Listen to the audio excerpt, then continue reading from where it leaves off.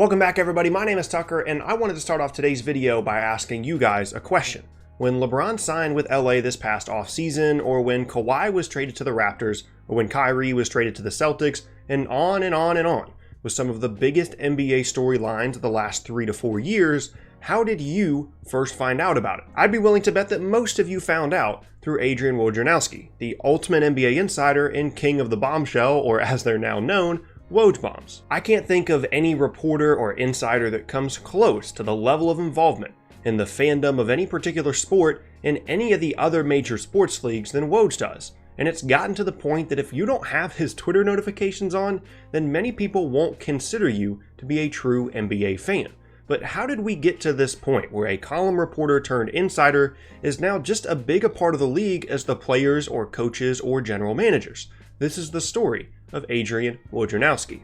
We begin in the home of ESPN of all places, Bristol, Connecticut, Woj's hometown. He went on to attend St. Bonaventure University and afterwards landed a job at the Fresno Bee when he was 25 years old, where he wrote a column for 2 years. He went from there to writing for The Record from 1997 to 2006, where his columns on New York City sports teams did start to gain him some attention and even a few awards. But it was his move to Yahoo Sports in 2006 that was really the beginning of the creation of the famous NBA insider that we all know today. But before we go any further into his story, you need to understand something about the environment around sports journalism at the time. The industry was in a transitional phase and was struggling to keep up with cable news outlets such as ESPN, where instead of reading the newspaper every morning to catch up on the previous night's games and read columns, fans could simply turn on SportsCenter or go to ESPN.com to get all the information they wanted instantly. So the print news audience was shrinking drastically. And so what ended up happening, and what Woj caught on to, was that the real way to get attention in this new space wasn't to just write about the scores from the previous night or general storylines, but to be the one breaking the news and reporting on rumors around the league instead. As Brian Curtis described in a Grantland article in 2014, quote, "The chief method of putting points on the board in the trade rumor era is to file a story that includes the words league source. Inserting the phrases I'm told or I'm hearing adds a further layer of mystery." Woj realized that his regular opinion columns just might not get as much traction or cultivate as much interest anymore. But if he was getting the inside scoop on the growing fan interest in the offseason and free agency and trade rumors and the draft, if he could break those stories first, if he reported it before anyone else did, it would put him on another level. However, especially in the beginning, this method didn't always work out especially great for him.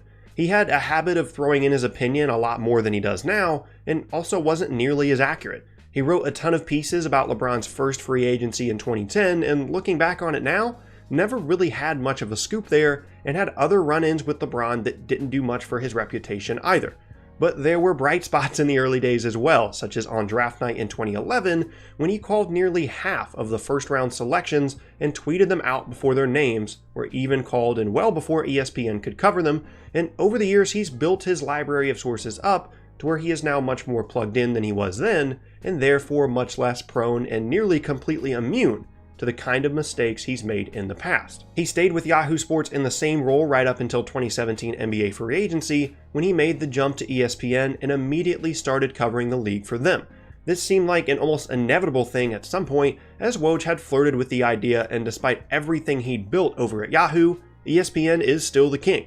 But it was actually pretty ironic that he ended up there, given his past history. He actually wrote over 100 columns for ESPN back when he was working for The Record, but was also pretty adversarial towards the company and its reporters in his time at Yahoo. He referred to longtime ESPN writer and then Grizzlies executive John Hollinger as, quote, "a statistician that worked for a cable company," in a piece criticizing their trade of Rudy Gay to the Raptors in 2013, and had been known to throw jabs at ESPN about the fact that, as Woj put it in response to an ESPN writer, quote, "You guys have 75 guys there. You really should break every story. I'd be more worried about that than me."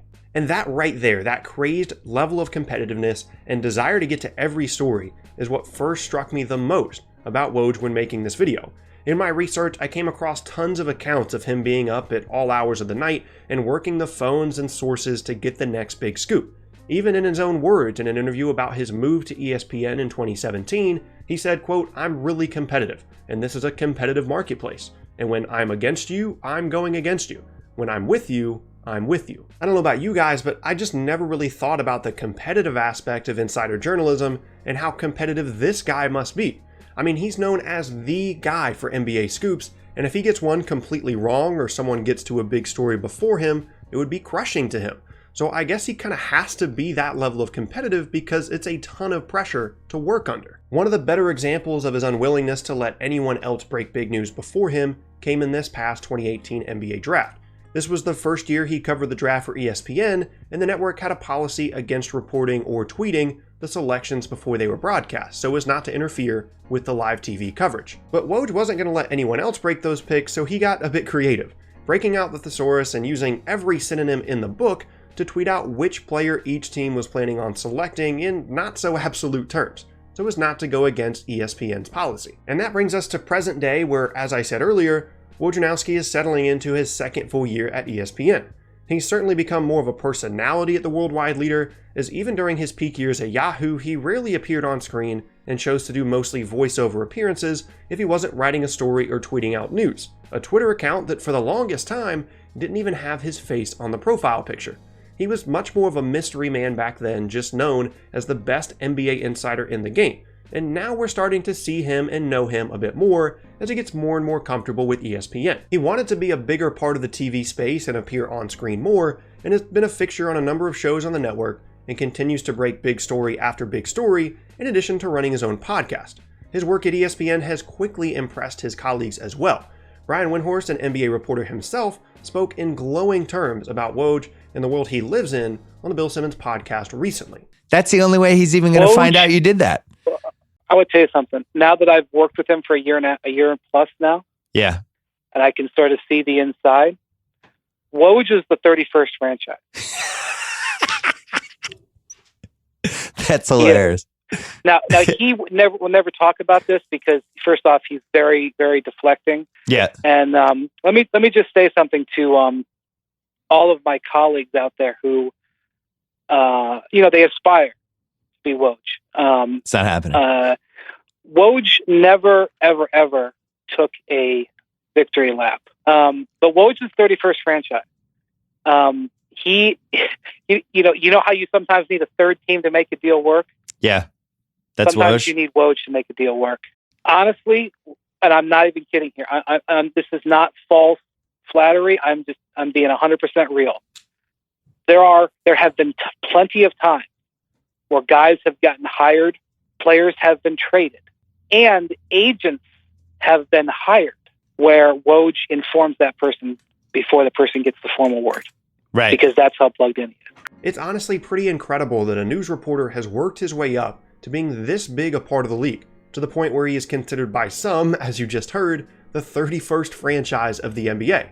Living under that kind of pressure where Woj himself has described his job as a 52-week-long conversation and something that he does 365 days a year without a day off, but he absolutely loves it. I mean, he has to, with all the hours and travel and late nights and everything that goes into it, to be that kind of competitive, to be the absolute best at what he does and what he describes as an incredibly competitive industry. And after making this video, I'd have to agree with him. He really is a pretty incredible person. Now, that isn't to say he does this all on his own. He obviously has an editorial staff, he has many sources, and built a team around him at Yahoo as well, some of which he brought over with him to ESPN, including Bobby Marks, a former NBA executive that's one of the best follows on NBA Twitter in regards to front office stuff. But just think about how much weight every single one of Woj's tweets holds. Over 2.5 million Twitter followers, and I personally would love to know what percentage of that have tweet notifications on for him that are just waiting for the next Woj bomb to send the NBA community into a frenzy. It's truly an amazing thing to rise to the top of his industry in the way that he has,